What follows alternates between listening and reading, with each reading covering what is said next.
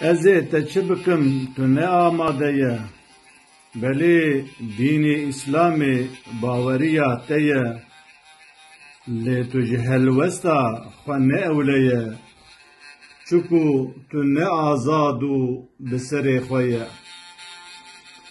Me'denên te xam û xas e, lê ristên te pir xav e, gulên te çilmisîn e, çikû baxên te bêav e, ji xelkê re wez de wekî şebnem û xunav e, hêjî bi xwe nehesiyaye ku bêwar û bênav e.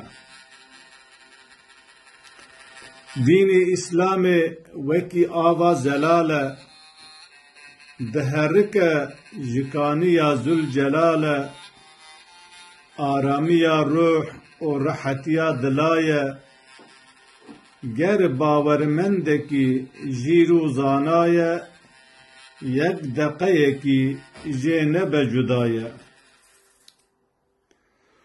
Tu xuluqan kir paşayê rûyê zemîn e, da ku rûmeta mirovatiyê bibîne, izzet û kerem ji wî pêve li cem kesî nîne, nebe xeyalperest xwe û mirovan nexapîne. Ger bibî peyrevê kesên dînbetal, dê li dunê gêj bigere wekî ker û lal, roja hate derxistin bo huzûra Zülcelal, wê emelê te betal be wekî qirş û qal. Xaliq tu xuluqan bi kerema xwe kir mirov, hişmendî û aqil date bo tu nebe hirçû hov. Bona ajotina şitlê mirovatiyê dayê te tov, lê ne li beyara divê tu tov bavêje erdê şov. Em jî wekî hemû mexlûqên dunê, nesîbê me jî heye li ser vê kewnê.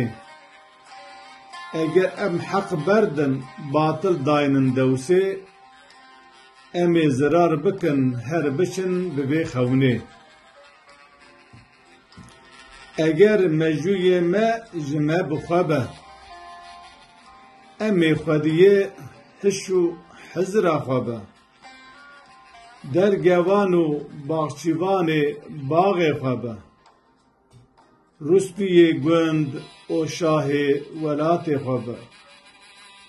Eger mejûyê me ji me bixwe be, em ê xwediyê hiş û hizra xwe be. Dergevan û baxçîvanên baxê xwe be, rûspiyê gund û şahê welatê xwe be.